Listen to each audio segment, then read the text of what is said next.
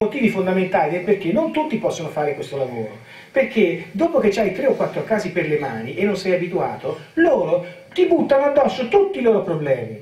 Non sono i problemi dell'adduzione, ma i problemi familiari, i problemi del ragazzo, i problemi delle cose, la mamma, il babbo, la gente, cioè impazzisci, cioè esci di testa. Ti ci vuole uno che poi ti aiuta a te.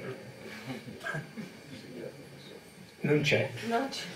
Per ora non c'è. Per questo ho detto, ora a maggio basta, prendo le vacanze.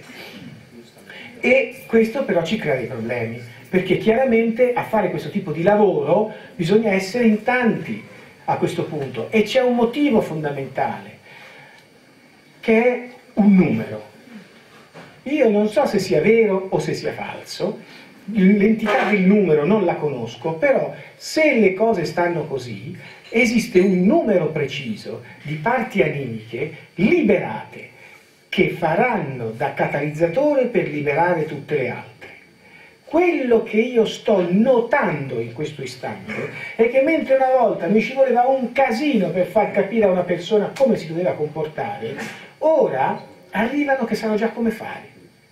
Questo è legato a un'ipotesi di lavoro che si chiama teoria dell'ultima scimmia. 101. Sì, esatto, dove c'è a monte di questa cosa una cosa che si chiama teoria del campo morfogenetico. In realtà, al di là dei nomi che sono utilizzati da questa cosa, cioè qualcun altro in qualche altro settore della scienza si era già accorto che qualche cosa del genere succedeva. L'esperimento è semplice: una scimmia in Africa impara a aprire le noci di cocco con un arnese, una pietra, automaticamente in Bengala un'altra scimmia di un'altra tribù impara contemporaneamente. Non so se avete mai fatto un'osservazione fondamentale sulla storia nostra, cioè per esempio i momenti in cui nasce un certo tipo di modo di pitturare nasce dappertutto nel mondo, un certo tipo di modo di fare della cultura, una scoperta scientifica nasce qui e contemporaneamente lì, chi arriva prima poi prende il Nobel, ma in realtà si forma una scuola senza che questi si siano parlati tra di loro. Questa cosa accade perché lo spazio e il tempo non c'è, e quindi quello che sto pensando io lo butto nella Akasha generale, quella che noi chiamiamo l'ologramma, e chiunque che va a leggere nell'ologramma legge anche quella cosa lì, cioè la mia esperienza viene inconsciamente messa a disposizione di tutto l'universo, non dei terrestri, di tutto l'universo. Questo ci permette di capire come per esempio, che ne so, la reazione di Friedel e Kraft dell'alchilazione sul benzene, l'ha inventata Friedel, che è belga, e l'ha inventata anche Kraft, che non è quello del dado, in America. È un altro Kraft, in America, delle sottilette, è un altro, però contemporaneamente, e così tante osservazioni che vengono fatte, la rappresentazione di questo campo, c'è un campo morfogenetico in cui tutti saremo a contatto tra di noi, dicono gli ideatori di questa cosa. In realtà è l'idea dello spazio-tempo che non esiste. Quindi se noi acquisiamo coscienza di chi siamo, e diciamo che questo percorso di acquisizione di coscienza ci è stato permesso attraverso lo studio dell'alieno, perché se non c'era l'alieno noi queste cose quando mai le avremmo capite, ora che le sappiamo siamo in grado di cacciare l'alieno e siamo in grado anche di fare anche un sacco di altre cose che prima non potevamo fare perché pensavamo che non avremmo potuto farle, come sollevare un bicchiere con la forza del pensiero. Bisogna avere coscienza, però si fa. I nostri adulti hanno tutti forti capacità paranormali, forti, non avete idea, forti, altro che effetti speciali. E poi c'è qualcuno che però di questa cosa se n'è già accorto, e ci sono gli studiosi che studiano di nascosto queste cose, che sono alcune università, una europea, austriaca, è legata a un'altra americana, che è il Massachusetts University, che studiano i fenomeni di remote viewing. Remote viewing vuol dire visione a distanza, va bene? Lo sapete quanto viene pagato un remote viewer?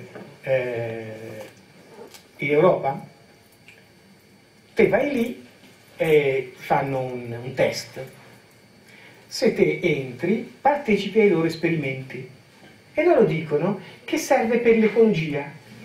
Guarda, proviamo a guarire dall'ecologia universitaria, l'ecologia con queste, ti danno delle coordinate che sono dei numeri che te non sai cosa sono, devi guardare lì dentro e si scopre poi, perché qualcuno se ne è accorto e me ne è anche venuto a raccontare, che invece di guardare l'ecologia e le fabbriche che inquinano, scopri che ci sono insediamenti militari che devono essere visti come sono. Sapete quanto prende uno che fa questo lavoro? 1600 euro l'ora. L'ora. Qualcuno se ne è accorto che si può fare, perché questi sono enti governativi, militari, che utilizzano di nascosto le università per fare questo lavoro e non dicono neanche al signore che sta facendo quella cosa a che cosa sta servendo.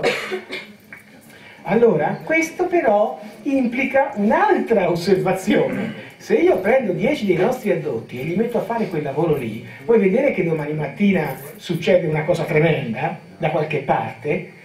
Noi ci siamo resi conto anche di questo fatto perché durante l'ipnosi venivano fuori queste capacità che gli addotti avevano, perché venivano fuori in ipnosi. Sì, anche perché l'ipnosi, anche perché alla parte animica in ipnosi mi dice, frase storica di quella ragazza, l'ho già detto una volta questa cosa, vuoi che ti accenda la televisione? Ho imparato ad accenderti la televisione, vuoi che ti cambi canale? Pum, e la televisione cambia canale. Cioè, ma al di là di quello può fare un sacco di altre cose. In ipnosi ci accorgiamo, la ragazza o il ragazzo, quello che è, viene preso, viene messo, quando è bambino piccolo, viene messo davanti, seduto su una sedia e gli si mette un casco in testa e gli si dice, vedi quelle lampadine laggiù? Il militare gli dice, vedi? Le devi tutte. E la bambina dice, no, non lo voglio fare. Guarda, vedi in questo monitor, nella stanza di là, c'è la tua mamma che è seduta e delegata e ora gli si dà la scossa, trink, però la scossa non gli si dà più se te fai rompere tutte le lampadine e la bambina piange. E se la bambina piange, trink la scossa alla mamma. Allora la bambina a un certo punto fa saltare le lampadine. Vedi, sei stata brava, le lampadine non si dà più la scossa alla tua mamma, la mamma non soffre più, sei te che facevi soffrire la tua mamma, dice il militare alla bambina di 3 anni.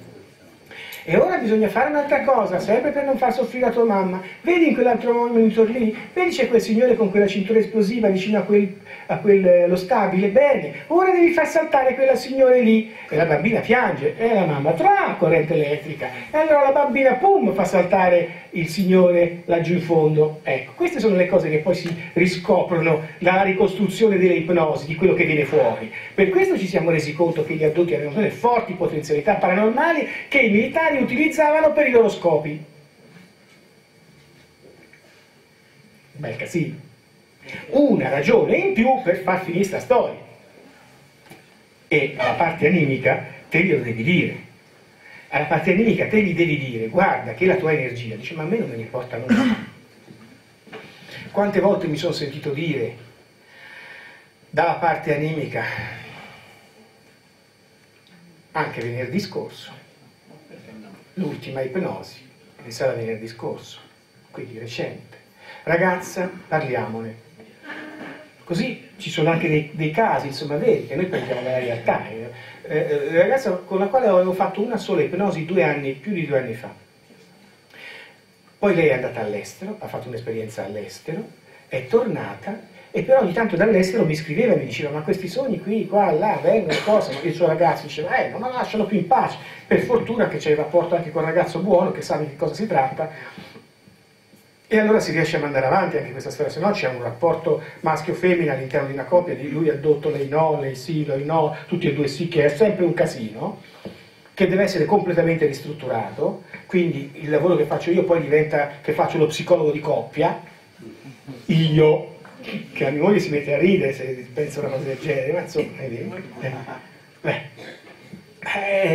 non lo fa nessuno, lo fa io. Non so con quali risultati disastrosi, ma insomma io. Allora, Il problema,